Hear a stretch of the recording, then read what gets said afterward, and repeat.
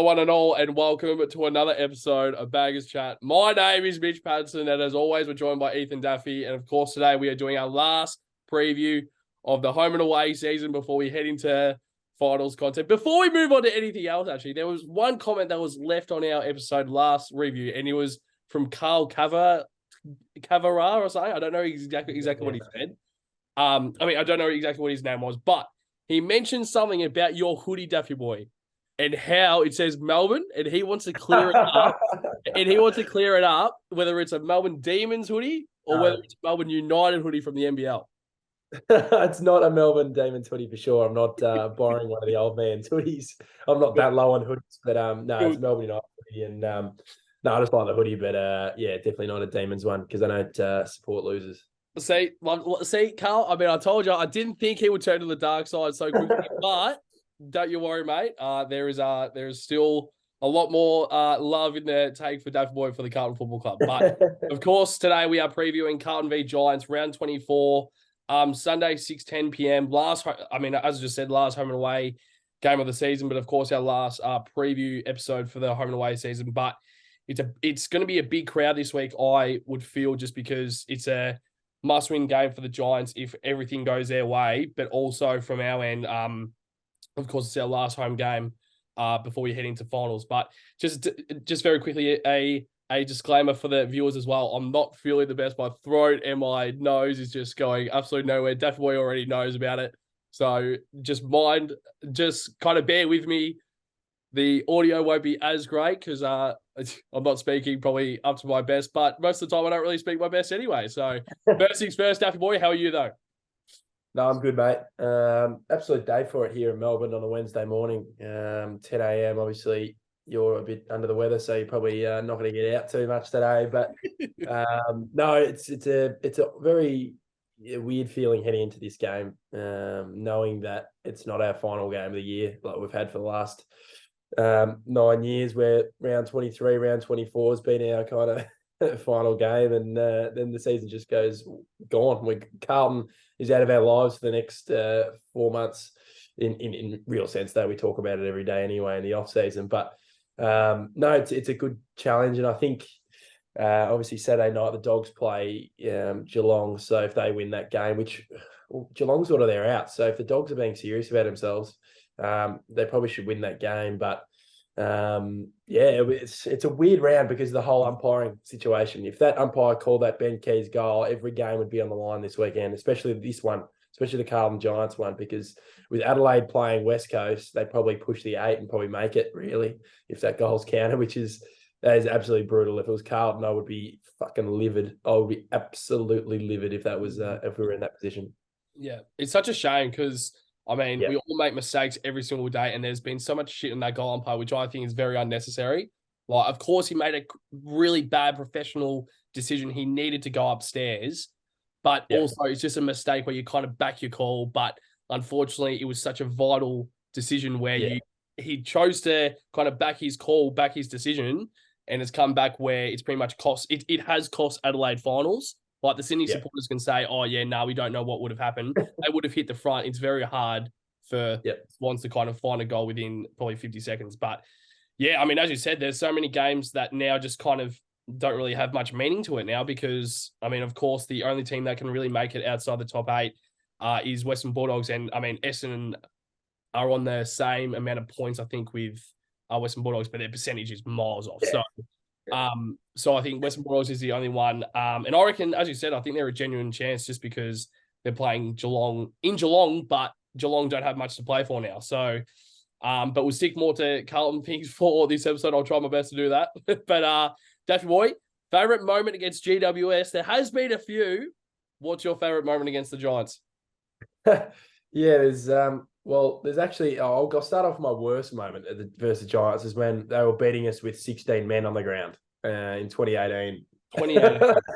We can all remember that moment, Carlton fans listening, Pato, remember this moment, remember that moment, and then just remember how bad it was and the moments we're feeling right now and the moments we're getting right now, which is polar opposites, really, and we're beating the best of the best. So just remember that. That's just a little bit quick shout out to 2018 Carlton. But favourite moment was actually the year before I think it was before 2017, and we beat them by a point. They were on top of the ladder. Hands it up, Stevie J time. Couldn't get the kick away. Knocked on, Green, manhandled. Can they get out of the traffic? Every Blue back in defence. Slammed out. The Blues fans know. They have done what every other team hasn't been able to do this year. Beat the Giants in a close one. 1 second left. The siren sounds. It doesn't get any better than that.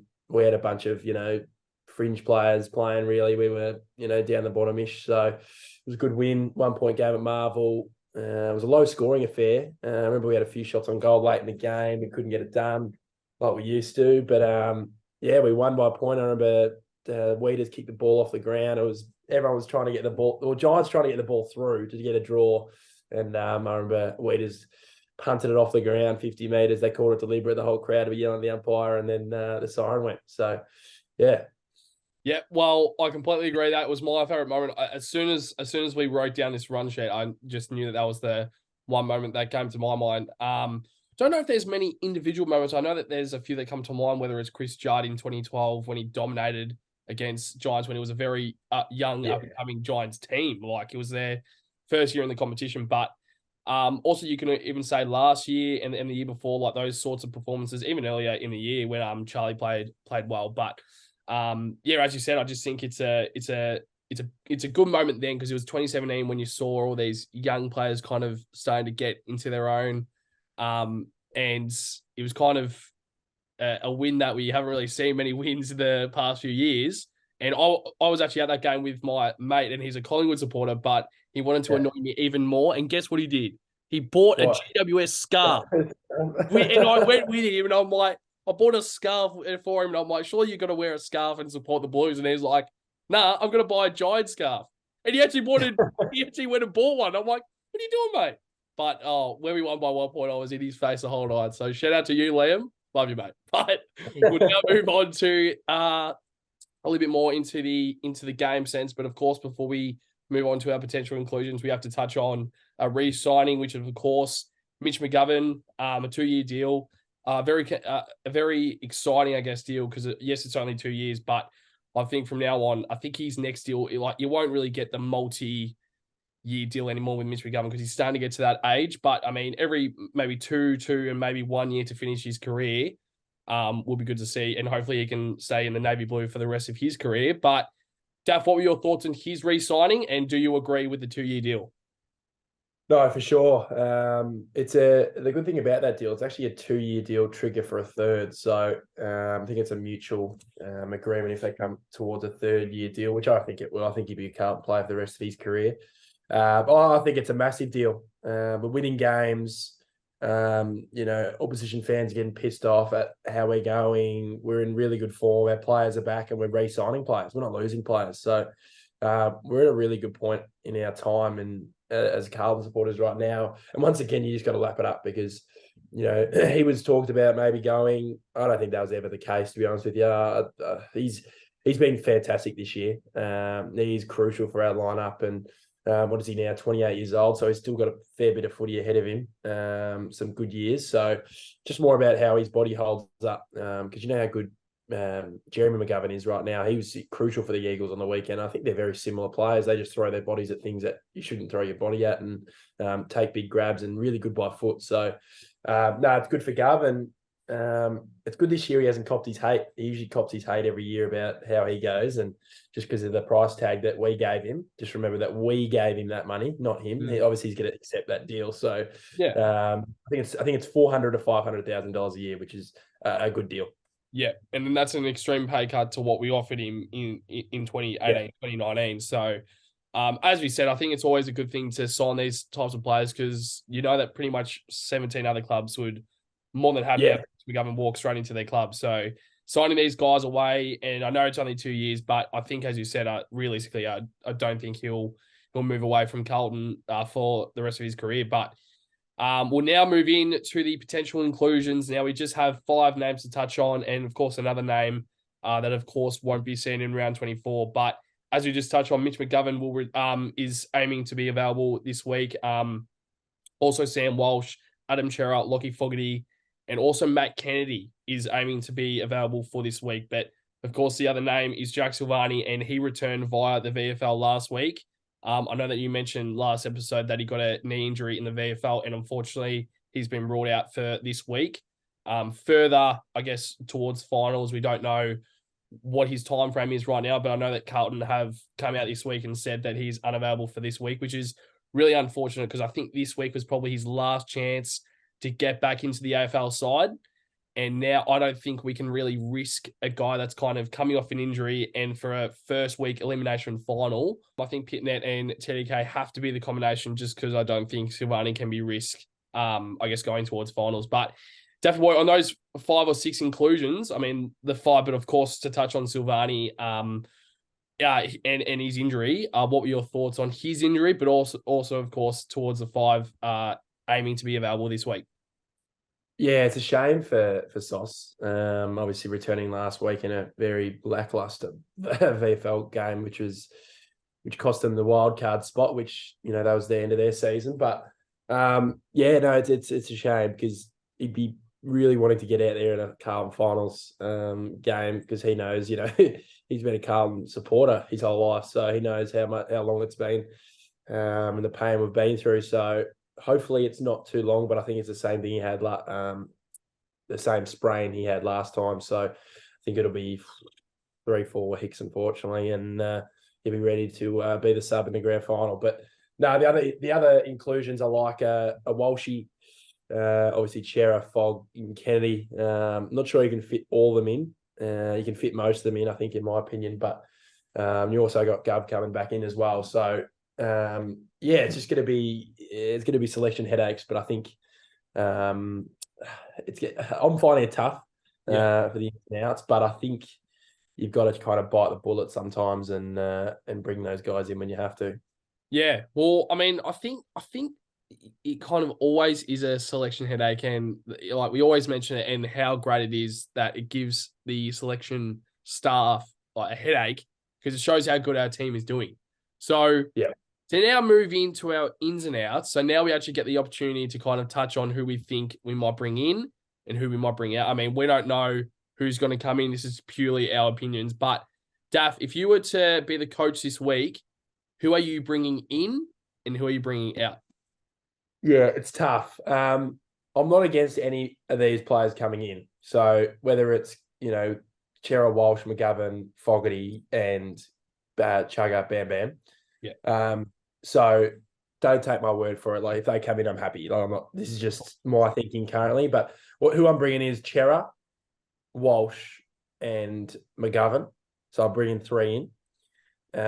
Obviously, I think these guys need a bit of a dress rehearsal and a bit of match fitness, so you have to bring them in. I know everyone's like, rest them for finals, but you don't want to be chucking them out there to the Wolves first game finals. I know these guys are professionals, but it's just finals is a different intensity. You know, we've been playing a high intensity, but it's another step above that. So my outs are Cripps. I think he rested. I don't think there's any point of him playing.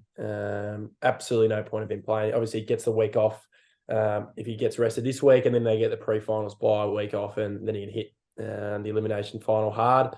My second one's Ollie Hollins. So I think Walsh can play that wing role if needed, but I think he'll be in the midfield more times than not. But I think he can play that outside role too. So I think Hollins has to make way for him. And obviously Chera for Cripps. And then Marchbank dropped for McGovern. I think McGovern's too good, in my opinion. I think he's above Marchie currently. Marchie's been good, for sure. I'm not going him, but I think McGovern kind of fits our criteria a little bit better in terms of how we play. Yeah, I really like... And the sub. Matt Kennedy's the sub. I was thinking between him and Fogg, but I think Fogg comes in first final, in my opinion. I think we have to make way for him because I think his pressure's too good in the forward line. So it's like, I don't know, not sure who you drop for him, but I think he has to come in at some stage. He was too good during that period. I reckon he could come in this week. Like I said before, I'm not against those guys coming in, but Matt Kennedy sub or Fogerty, but I think Kennedy. Yeah. So my question before I touch on my ins and outs. So the question is about Lockie Fogerty and the same discussion about him and making sure that he's match fit. Yeah. is the same conversation with Walsh, Chera, and of course, Mitch McGovern as well. So those three, comparing to Fogerty, would you be confident to bring in Lockie Fogerty for a first final, knowing that he's not playing VFL this week because, of course, we didn't make it, as you mentioned earlier. But also, I mean, as you said, it's another breed of AFL. Like, it's not at home and away season, it's finals football. And these guys aren't really used to that. Would you be confident to bring in Lockie Fogerty for the first final, knowing that his match fitness, he hasn't really been playing the past 2 or 3 weeks? Well, I think if Fogerty comes in, Paddy Dow won't be in the side. Okay. I think that's a simple thing. I know we're saying we can't drop Dow, and I'm thinking the exact same thing, but I think he has to be at some stage. If you want to bring Fogerty in or Kennedy, well, probably Fogerty, in my opinion, I think he can play that forward role a bit better, and his pressure's really good. But yeah, I think you have to drop Dow. I'm not sure who else you drop in that position in terms of midfield mix, because Fogerty can play through the middle and he plays through it very well. So and you've already got Walsh, Chera, Cripps, Hewitt in the middle. Like, you probably don't need another mid in there. But if Fogerty does play this week, I think Paddy Dow will be dropped, but it'll be really stiff, absolutely stiff. I'm not saying he should be at all, but it's, the mix we've got to find, because if we want to push deep in finals, we can't be nice. Yeah, completely agree. So I'm going to touch on my ins and outs now. I have 4. Okay. So I'll touch on my ins first, because I think my outs might come across as controversial. So my ins, my ins is, of course, Sam Walsh, absolute lock now, best 22, has to play. Adam Chera, another lock who just needs to play. Mitch McGovern, completely agree. I think he needs to play as well. Yep. Last one, Lockie Fogerty. Yeah, okay. Yeah, I agree. Yep. So now my outs. Now I'm thinking about it, because I'm like, are we going in too tall if we bring Gov in? And I'll touch on my outs. So I have Cripps as managed. Of course, I think he needs to have a week off, but of course he comes back in for the elimination final. Sam Doherty managed. Okay. Sam Doherty, and of course get him right for the elimination final. He looked a little bit underdone on the weekend. I think he needs to have the week off, and knowing that he can come back for the elimination final. Ollie Hollands out as well. Now my last one, and this might come across as a little bit controversial. Oh, God. If he plays 110%, as you said, I'm happy whoever goes out on the park. Alex Chincotta. Alex Chincotta, I am dropping. Now, the reason for this is I'm wanting a bit of a change of role. Now, Mitch McGovern, Jacob Wiedering, Caleb Marchbank, Brody Kemp. With my ins and outs, they would all be playing. We touched on it last episode. I don't think you can play all these 4 in the same defense. But my role change is Brody Kemp going into the Chincotta role. Now, height-wise, they're very similar. Brody Kemp on the weekend impressed me with his, I guess, just his ball use. I kind of like that. But also Caleb Marchbank, I think he's around that height as well. I mean, of course, they're both a little bit taller than Chincotta, but I just think that on the weekend, if you produce 9 disposals, when Zach Fisher is producing 29 disposals, Chincotta, I don't like. If you produce 9 disposals with their type of, I guess, role he's playing, he should be getting a lot of the football, but he's not. And it's been like this for about 2 or 3 weeks. And like we always touch on brutal calls. We love Chincotta. We've been saying the whole year how much we admire and how much we love Chincotta playing in the side. But to me, Mitch McGovern has to come back in and he can take over that Chincotta role, because Gov can get a lot of the ball. Now, I'm seeing your facial expressions. I know that on YouTube, a lot of the viewers can see Daffy Boy's expressions as well. What are your thoughts?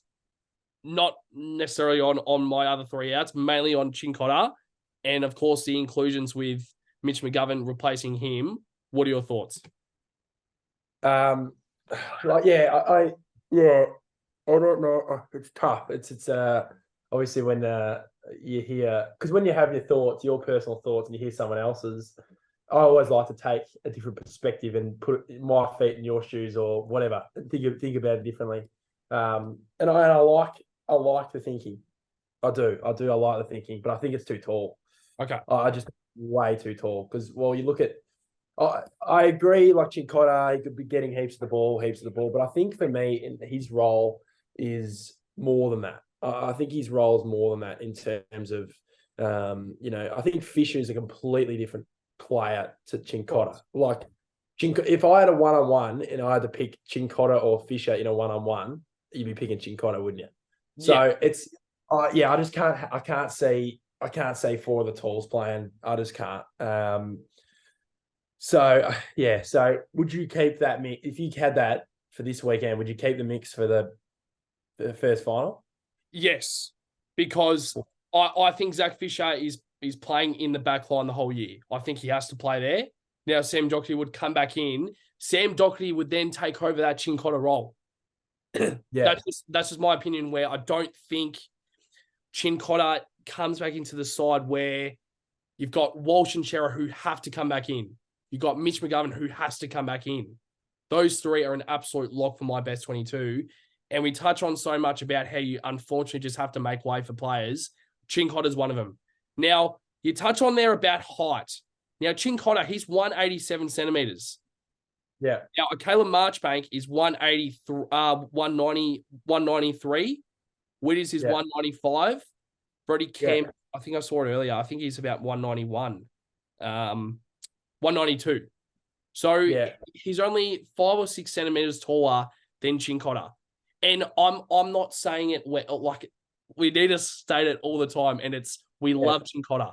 But I'm more looking at towards finals football, elimination final. I think Sam Doherty can play in that Chincotta role a little bit better. So who comes out of the back line for Doc?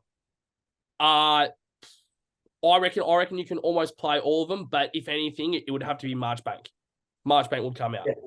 Marchbank would come out of the best 22, but I think Caleb Marchbank played too good last week where you have to give him another week. Because with me and my selection, now Vossi probably has a completely different perspective. Obviously, you do as well. But with me, if you've got form, you play them. You have to stick with them. And that's why I don't have Paddy Dow coming out. That's why I don't have a Matt Kennedy coming in, because you could easily bring in Kennedy this week for Paddy Dow, but I'm not going to bring in Matt Kennedy. Yeah. So what's your thoughts? Yeah, it's really it's definitely working the brain out currently. I don't know. I just don't think. Yeah, I think we found the right mix when we dropped Lewis Young out of the defence. Okay. And we were too tall. I think. I don't know. I think we have enough defence and enough taller defenders with the three. Because I just feel like Marchbank and McGovern, they can work together if Kemp wasn't playing. But Kemp's in the side. I think Chincotta's I think he's in. And then if you end up talking about Doc going back, you keep Chincotta in the side for round 24 and then you drop him for the first final. And then you keep that same mix, because I think if you change the mix and the roles, it's too late to do that now.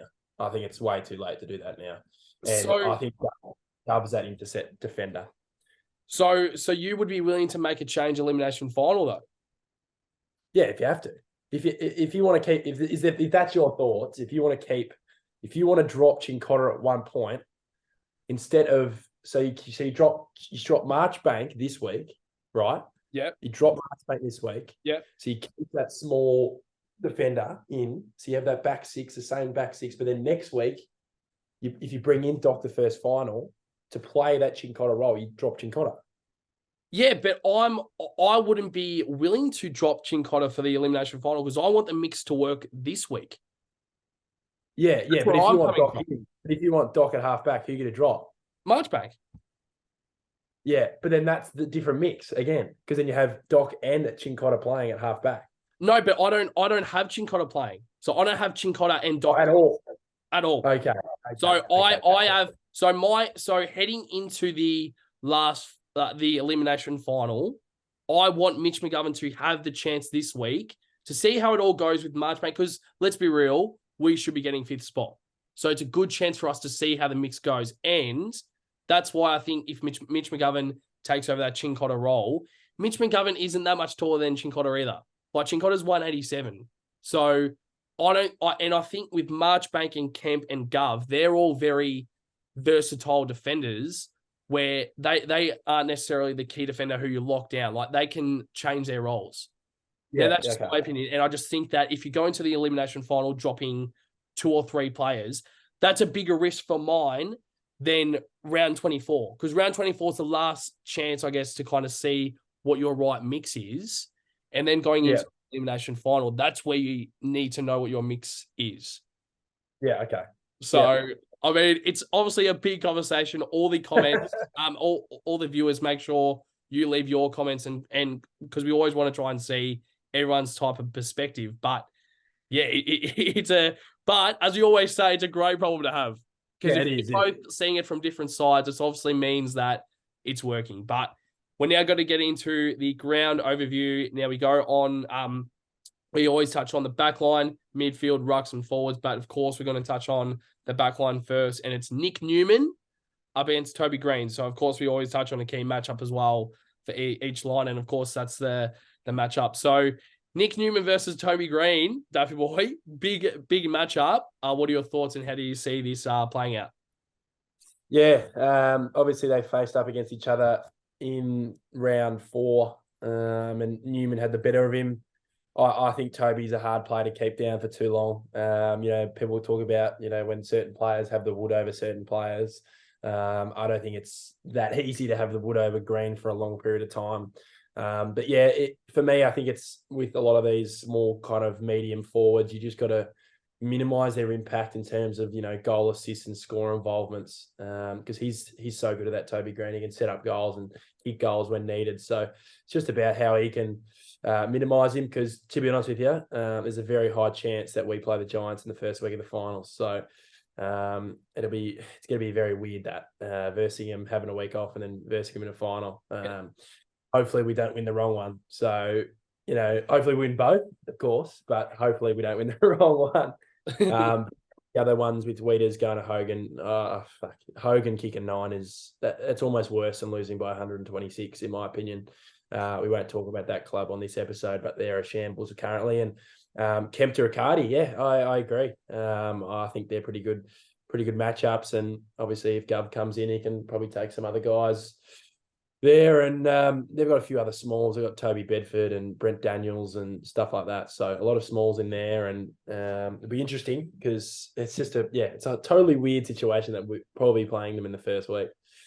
and it's quite funny also with the venue change because of course I wouldn't expect us to be playing the Giants at Marvel Stadium for the first final. So it will be 1 week of us playing at Marvel, but the week after, or 2 weeks after, we'll be playing them at the MCG. So quite crazy. But like as you just mentioned then about Weeders going to Hogan, Kemp to Riccardi, I think those are the 2 matchups that I think need to happen.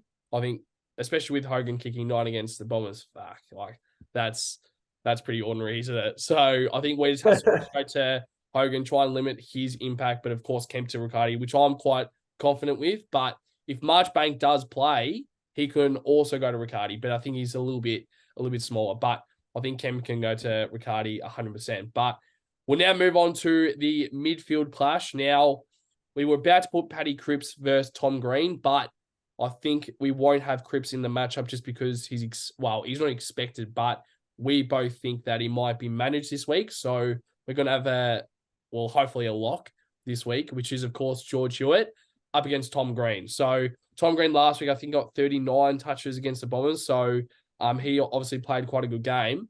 But also to touch on Matt Cottrell as that sole winger. So we both have Ollie Hollands, who we brought out as either managed or omitted. So that also means that Matt Cottrell is going to get that opportunity as that sole winger.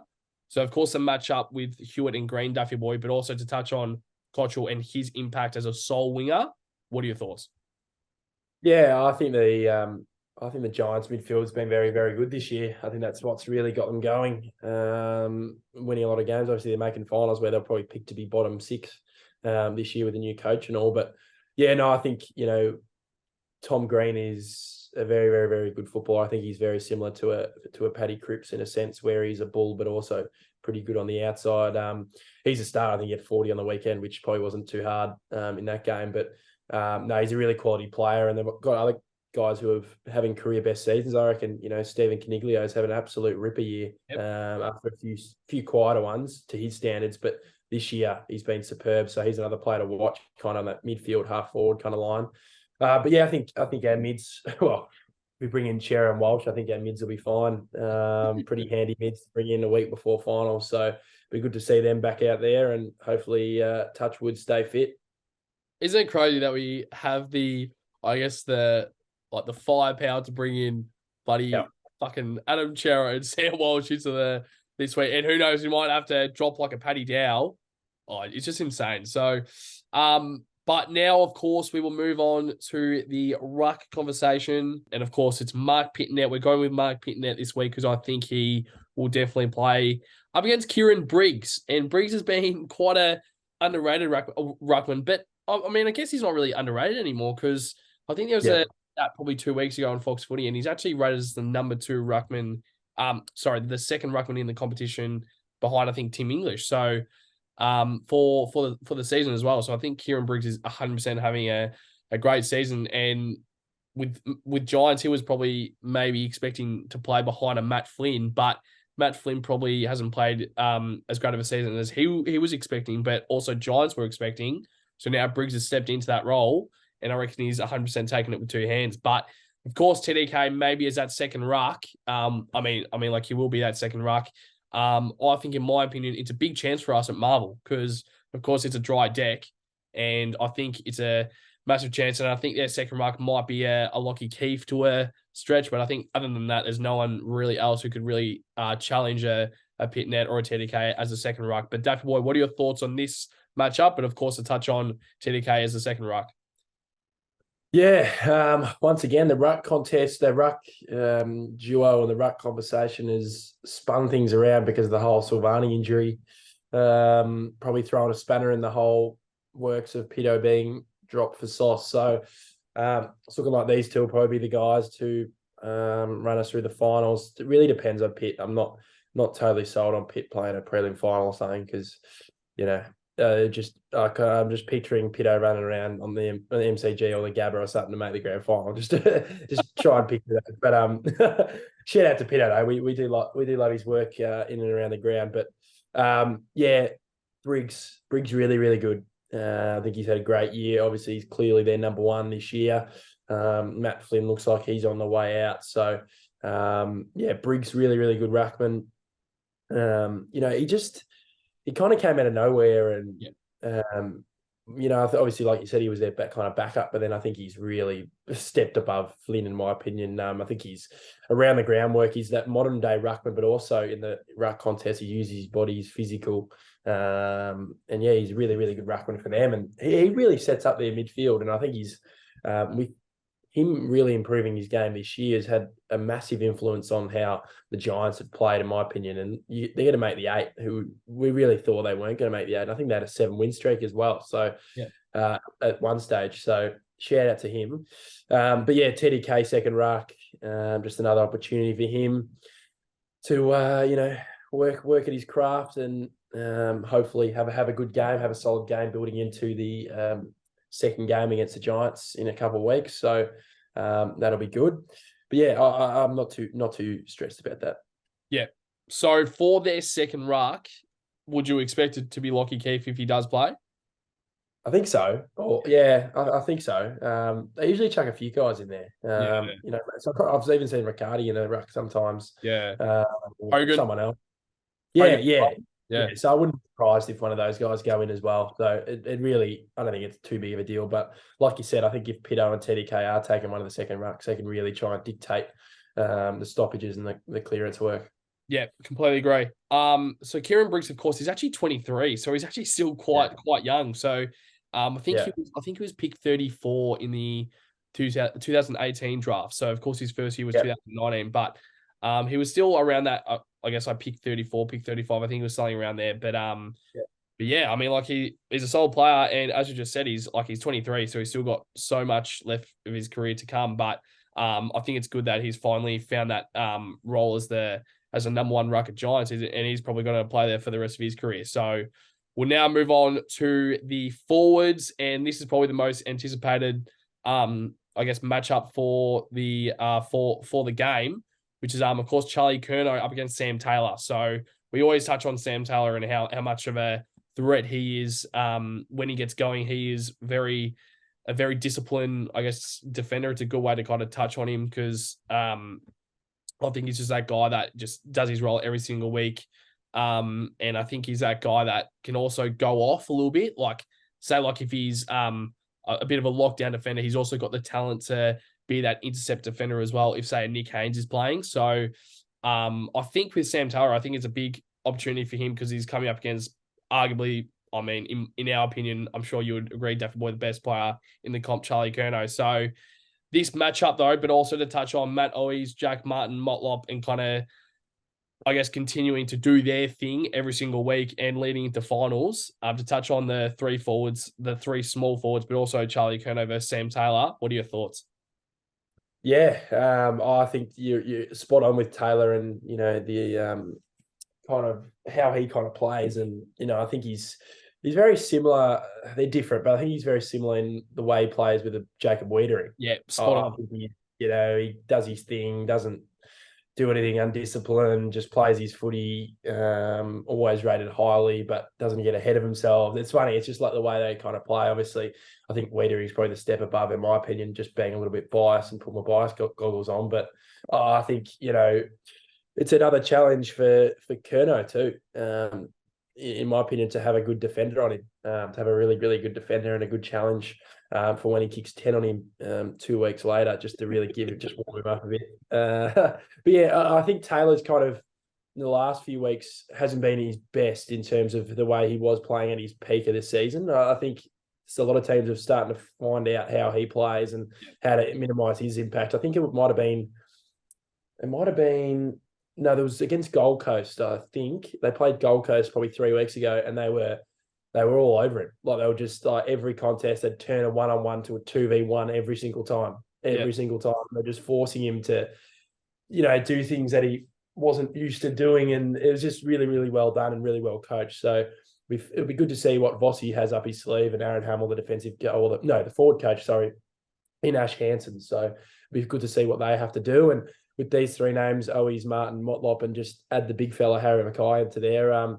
Just do your thing. I think obviously Harry didn't have a huge game last week, but I think it was a good game just to get back into the swing of things, and hopefully under the roof of Marvel he can get it done and just show why he's so important to this forward line. And Matty Owies, Martin, and Motlop, kick your goals. That's all I ask. Owies, I think Owies has almost turned opposite. Everyone thought he was the pressure forward, but he's actually the forward that kicks goals. Yes.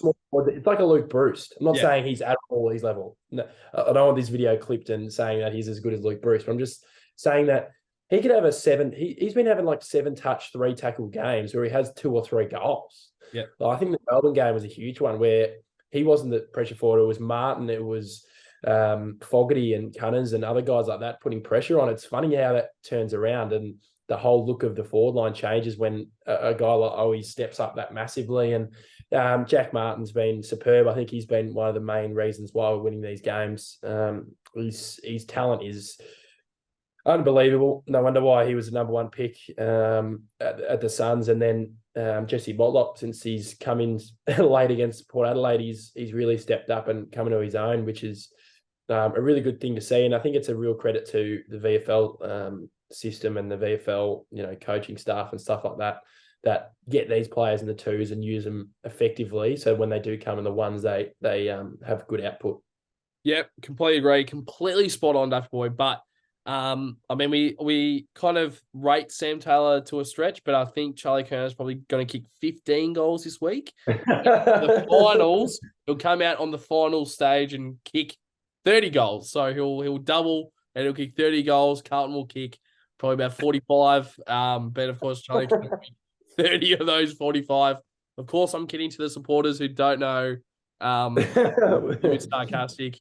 That was a joke. So, but also to Harry Mackay, I think you actually said it well. And with him being the second key forward, and to help Charlie Curnow, where say Sam Taylor, he might have to worry also about Harry Mackay. So my question to you about Harry Mackay is, who do you see the Giants key defenders the key defender from Giants? Who do you see going to Harry Mackay? So of course you got a Jack Buckley who's been playing quite well this season, but also a Connor Iden as well who's been back there. But the guy who kind of swings kind of forward and back, which is of course Harry Himmelberg.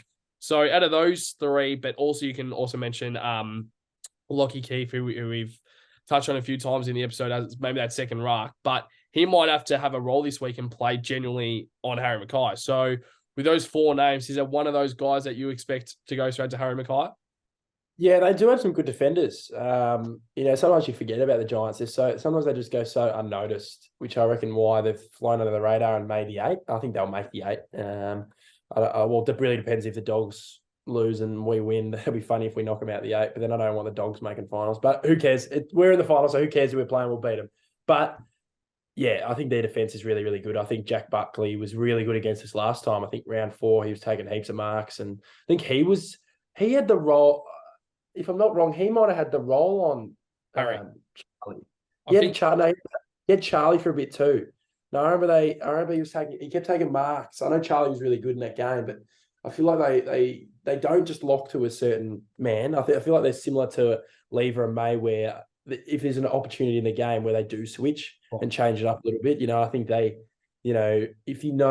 obviously I'd imagine Taylor probably takes Curnow, but I think Giants have that unpredictability with their defenders that they can pull strings. And like you said, Lockie Keefe could be on Harry for all we know. We just don't know, but they do have some solid key backs that could take Harry Mackay. Himmelberg, I think he'd probably take Martin, so he can, I don't know. Yeah, because he's more of that intercept. He can definitely defend. I'm not saying he can't defend the key, but I think they try to utilise him as that kind of, take the third tall or fourth tall, maybe, or even Teddy Kay will be up there too. So someone's going to have to take him. So yeah, it's interesting, but I think it'll be a really good clash. And I think in the finals, it'd be a really, really good game because I think they've got a solid lineup going.